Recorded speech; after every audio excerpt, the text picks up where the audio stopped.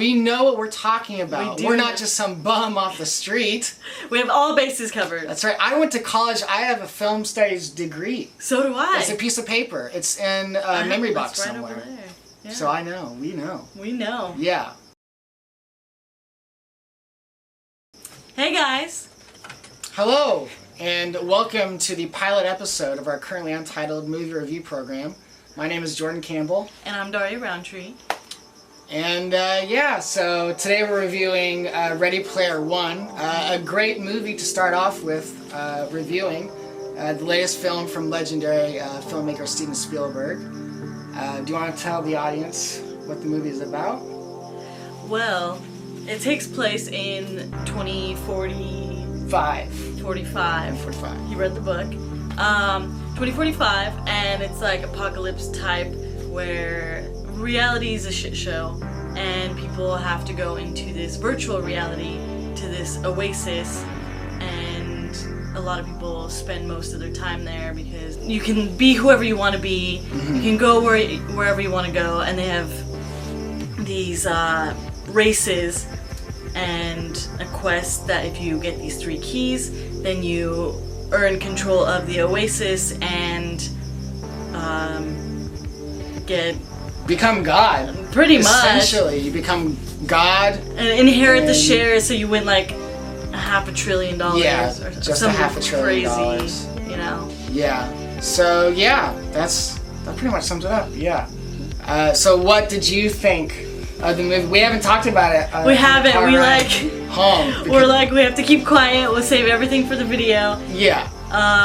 We didn't time ourselves. Last time we had a discussion after a movie, we stood outside the theater for like over an hour. Yeah. So. It was making the theater owners pretty nervous, I think. It looked like we were plotting something. It did. They had to kick us out of the theater because we were sitting in there too long, and they had to clean. So yeah, now the suspense for us is over. What did you think about Ready Player One? Okay, so I loved it. Like, it was great. I would go see it again. We thought we got there early enough, but apparently not, because all the middle seats were taken and everything. The only 2 seats that were together were in the very front. But I'm happy about it. Like, I felt like I was in like this virtual world, and even on the drive back, I told them, I'm like, I feel like I'm in the game still, like on the freeway. Yeah, it felt like, I am glad too that it kind of worked out, because we felt like we're so close that we were wearing the goggles and in the world of the movie. So I loved it as well. I loved it. I think it's a very, it baffles my mind that Steven Spielberg, a 70-year-old filmmaker, has made a movie that's so energetic and just so, it feels like it was written by like, a 10-year-old, like, let's have Mega Godzilla and Gundam. Oh my god, I felt like a kid just having action figures and going at it. There were so many different like characters. When they had the war scene, there was a war scene where like a bunch of players in the normal world got together, and you could see it in the trailer. But you had Godzilla, you had Iron Man, you had, what were the little video game? We had Master Chief from Halo in there. I think there was an Overwatch cameo. Batman's in it for a hot second. Batman. Yeah. Like, so many different characters. Yeah, it's an achievement just to see all these characters on screen at once. And it goes back to even like the oldest video games. Yeah, it really covers the spaces from the oldest to the newest. Did anything in particular you liked about this movie that stands out from other blockbusters? The only thing that's coming to mind right now is Olivia Cook. Olivia Cook. Like, okay, she has this like birthmark on her eye, and in the film she's like, "You're not gonna like me who I really am," because he admits his love for her. I don't know why Olivia Cook keeps picking projects that make her try to seem less attractive than what she is. She's like Bates Motel. She has like the oxygen tank. She has a birthmark on her eye. I'm like, she still looks freaking adorable. It somehow makes her cuter. Yeah. Like, I'm like, call me, because Yeah. I would date the heck out of you. Yeah. I don't care. Have the oxygen tank, have the eye birthmark, like, still so cute. Yeah, yeah. I'm just saying right now, if Olivia Cooke has a boyfriend, I'm calling you out. Let's battle for her love. I will join that battle. Yeah, it would be a triple threat match. But yeah, nice. So yeah, I loved it. I think that I'll say that it was very funny. It was very funny. And very witty. Yes, and even though this gets a little bit of like I fell short for me, but the second act dragged a little. But even still, it was funny throughout, and it was a crowd pleaser in that sense. And I think one thing that the movie allows us to do is revisit video games and pop culture in a new way. So like there's a segment where we go to The Shining. Oh, yeah. They're trying to get a key to a gate to unlock the mystery of finding the egg. And they go completely into The Shining. It looks just like it does from the Stanley Kubrick movie. And they have to interact with the naked old lady. And the axes. Yeah. And I loved when H was like, wait, is this a scary movie? Yeah. Because H is like this huge character, like big, physically large, and drives like a giant truck with huge wheels and is just like some badass dude, which turns out to be a lesbian. And like when they get to the Shining, he's all scared. But it was so funny, like just little moments, and then the evil guy was just so dumb, but had these little one-liners that I enjoyed. Yeah, so I guess the achievement of the movie is being able to reference all these different movies and poke. It's kind of like a celebration of these little references. I guess I'll get into. So, did you follow up on this movie at all leading up to it, as far as what people were saying about it? I did not. So I did. I got triggered by sensitive Twitter. Well, he was so excited about the book. I read the book like that, and so a lot of people they're really over politicizing the book and the movie, and they're saying that it was that this was the product of white male empowerment, and they're going back to the 80s in a time. I swear this is true. That they're going back to a time where through the 80s and reliving it as a time to re-experience a time where white people were in control of everything, and that this film was a product of this white empowerment stuff. Interesting. But it's there's a major character that's a person of color, a lesbian. Yeah. And Two Asian characters. And so I just find that very odd, and it's it kind of ties into the movie itself. And so the movie, the whole theme, if you break it down, it's pop culture. This movie is a celebration of it, but it's also a critique of it and how much investment we put into it. And so, to get into spoiler territory, basically, is that okay? Spoiler? Yeah, of course. Our main character in the end is given a choice to, he wins the egg, and he's given a choice to end the Oasis or keep it. And he decides to keep it open. He's in charge of it. He passes a test to prove that he's loyal to be in charge. And he makes it open, the Oasis. He closes it Tuesday and Thursday so people can spend more time with the real world. And I think, to get back to the criticisms of this movie beforehand, I just think that as a society and culture today, we overanalyze pop culture and devote so much time into it that, much like in the movie, we're forgetting about our real world problems. And so it seems like this movie, it did a better job of celebrating pop culture than critiquing it. I was kind of hoping, similarly to the book, that it would be a little bit more critique, but that's probably not what the average moviegoer wants to see. So they critiqued more in the book. they didn't. I was hoping they would do. There's like hints that the world is like post-apocalyptic and stuff, but like the main guy who creates this video game world, he basically, he loves pop culture, but his one regret is he didn't find anyone he can emotionally connect with. And the one person he did, he separates from him. And Didn't kiss her. Yeah, he didn't kiss the girl he loved, and then he filled with regret. And so basically what this movie is a celebration of pop culture, but also telling the audience that spend some time outside with people, which, I wish it kind of devoted a little bit more to that. But. Yeah, I like that aspect, because he was called out by Artemis? Is that her name? Mm-hmm. Artemis. So he was called out by her because she realized that he was so invested in this world, this virtual world, that he never spent any time outside of it. So that was his world, the Oasis. Wow, so much slower here. You forget what it's like to be outside. So he really thought about it and how that's not the real world, and you gotta spend time with people who actually do care, because they have this special moment where he's like, wow, it's so still, so quiet, and like the wind, and I don't think he really took a minute to stop and smell the flowers. Exactly. So once he did and realized that, he wanted to appreciate the people who were there in real life.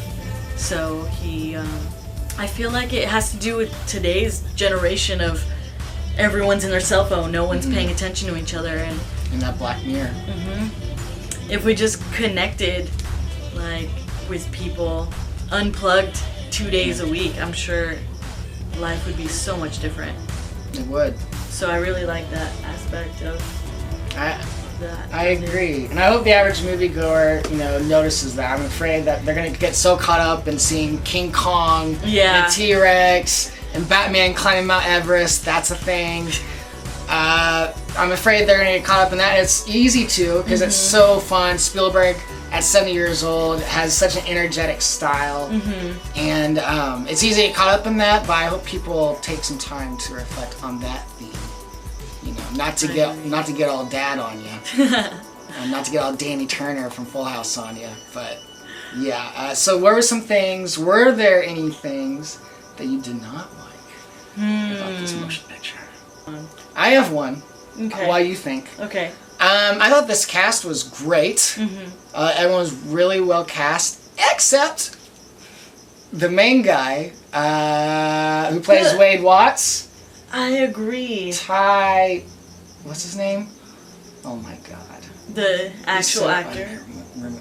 Yeah. Ty Sheridan? This guy. This typical white guy. I'll put his photo right there. Right here. He plays the main guy, and I swear he just has like no charisma in his face. Yeah. And his acting, and like I get the main guy is supposed to be like a loner and kind of like out of the box, whatever, but like I was trying to think, and while I was watching the movie, like imagine if like in his prime Michael J. Fox was playing this, or like even Transformers era Shia LaBeouf, now Shia LaBeouf, Donald Glover. I mean, any Shia LaBeouf is great. Yeah, I love Shia LaBeouf. Just someone more charismatic, because like the parts where he was his avatar that was a charismatic guy, but it was like all cartoon. Yeah. But then you get to him and he just like has this dumb look on his face. Yeah, and like his lips, some like.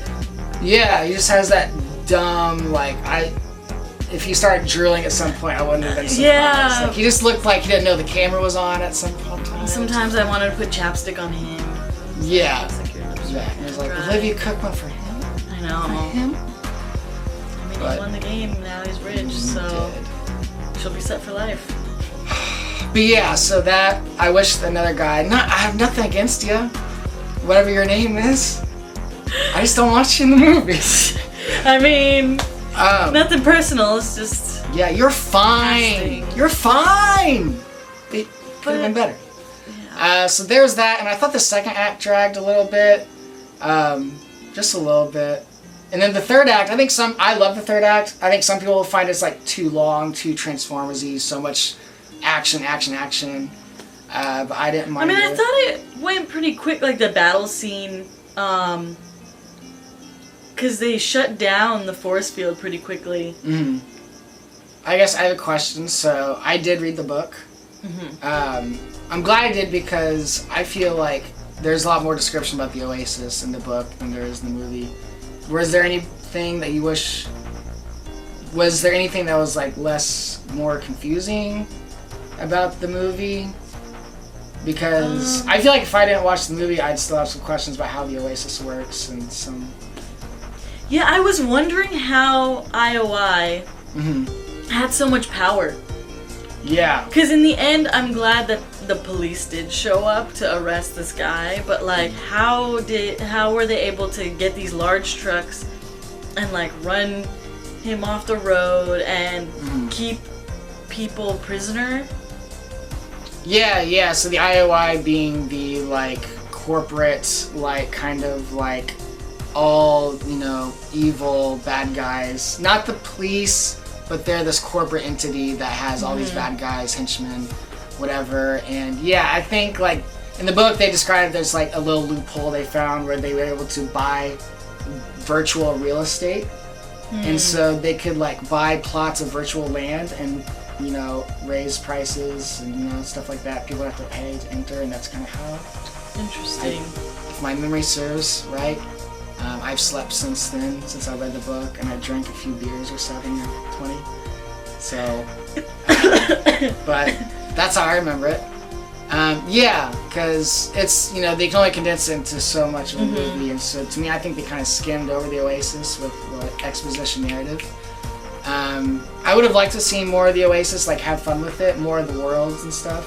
But they have. Yeah, they just had like the race. Yeah. And the library. One of my favorite scenes, I will say, was that club scene.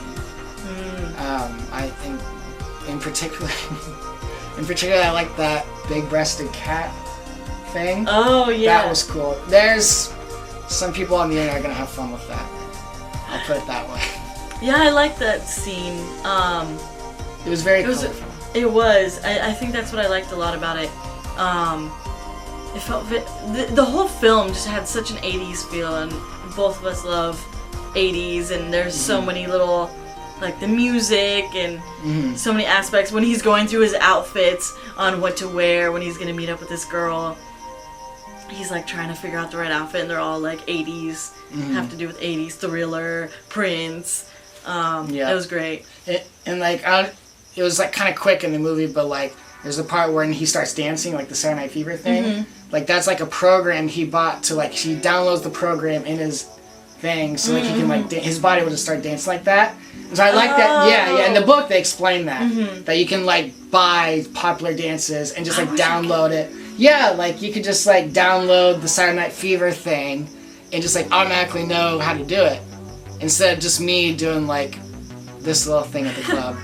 Yeah, I had my Daria two-step. Yeah. It was a unique style of animation. Yeah. Yes. It was like a whole thing was like a video game cutscene, Yeah, there was one part where I was like, that looked very realistic. Like a lot of it you can tell was cartoony, but just this one part, it was when what's his name gets his arm cut off. Yeah. And the coins are coming out of his arm. It just looks so realistic. I'm like, that's interesting. Yeah, it was like so real, but you could just slightly tell it was cartoon. And yeah, it was a unique style of animation. Yeah, I liked it a lot. I thought it was really cool. Aesthetically pleasing to the eyeball, I'd say. Even though it flip-flopped between reality and virtual reality, like animation.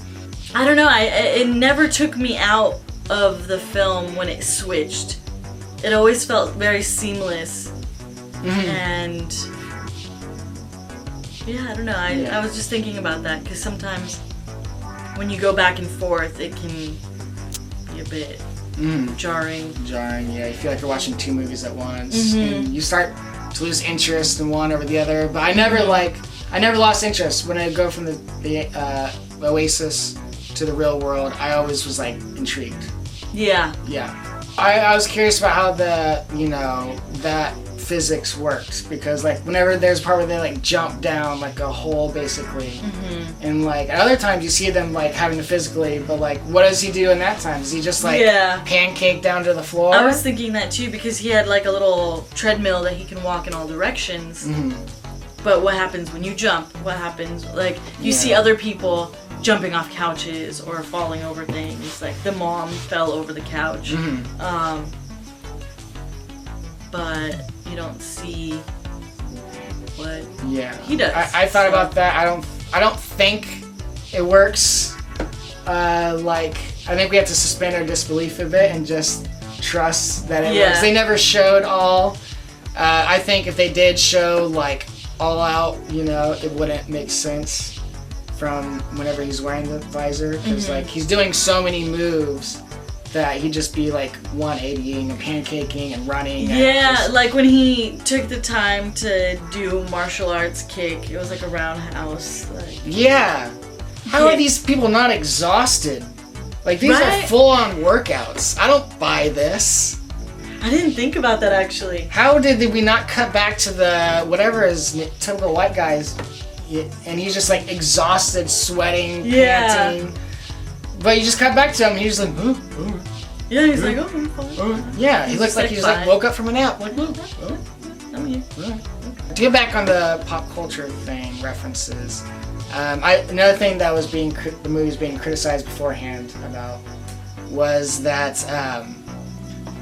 One of my complaints about movies these days is pop culture references, typically in comedies, and where they like they reference a movie and as a joke, like just referencing the movie as a joke. But that's, you know, jokes are like setting up and paying off something.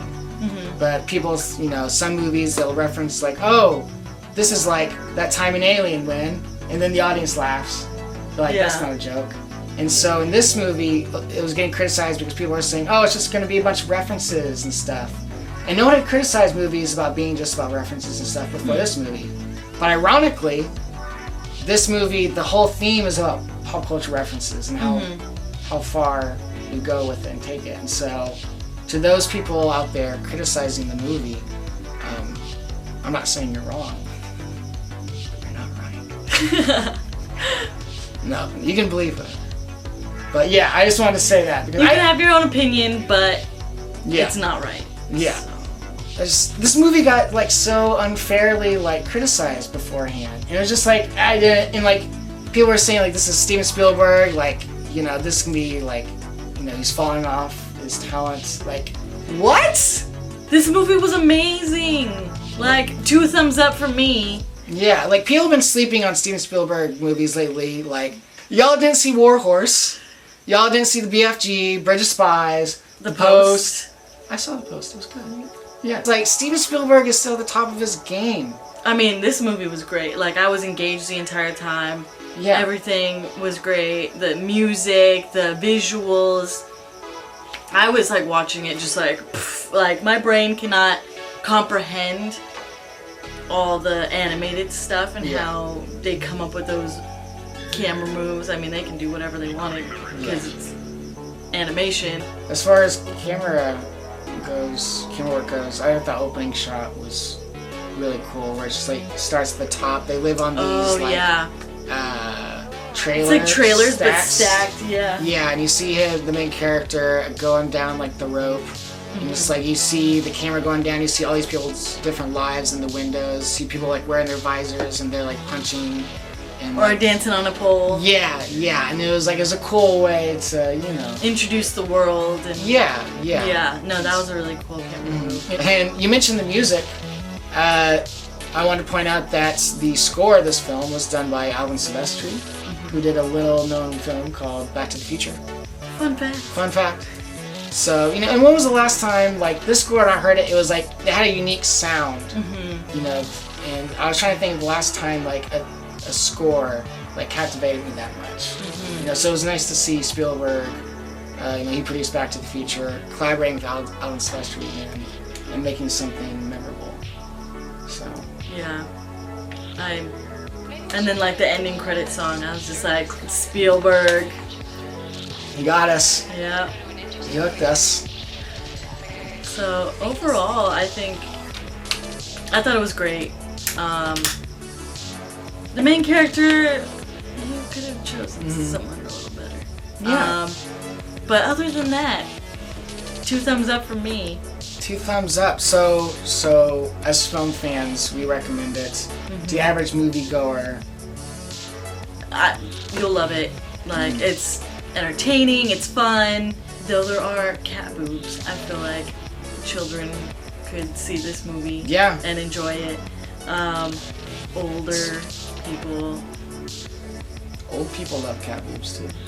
Yeah, and the older video games, I'm sure they'll enjoy seeing the little Atari dialogue. It was good. It was funny. Like, the script was good. The visuals were good. Editing was good. Sound was good. Sounds good. I mean, thumbs up all the way. Yeah, I endorse that as well. I think, you know, at 70 years old, Spielberg is still making these fun, energetic, you know, movies. He does his little grandpa history movies. I like them. They're good. But this one is just like, it hits everyone. He said in an interview that he did this one, you know, he makes most movies from behind the camera, and this one he made as part of the audience in front of the camera. You know, just like, you know, yeah. And so, I just want to say that if you heard any bad stuff on Twitter, a lot of people did you see the photoshops or the movie posters, the promotional movie posters? I The Ready did. Player One. A lot of people were dogging those. I liked them. I liked them a lot. Me too. They're like old movie posters or like video games, but changed a little bit for the movie. But I loved them. I thought it was great. Yeah, it's just like people are just People like, are haters. why hate him? Just like Steven Spielberg, he could be like just chilling, sipping coffee, looking at his. Yeah, he doesn't need to make any more movies. He has enough money. He's Like, 70. Thank him for bringing us this magical masterpiece. Yeah, I'm 25 and I'm so tired. And he's 70 and he's I know. making these like How does he video do game it? movies. So stop giving him a hard time. Leave Steven Spielberg alone. Leave him alone. He's given us so much. And he doesn't have to. He can just retire. He could just retire. But Go watch War Horse.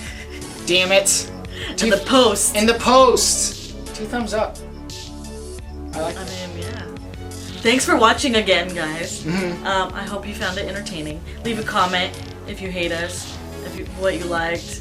I mean, even things I hate, I could still find things I liked. So even if you hated this, I'm sure you could find one thing that's not negative to say. If you'd like to make a YouTube review of our review, Do it. please do Send so. it to us. At us. See you next time. Be good.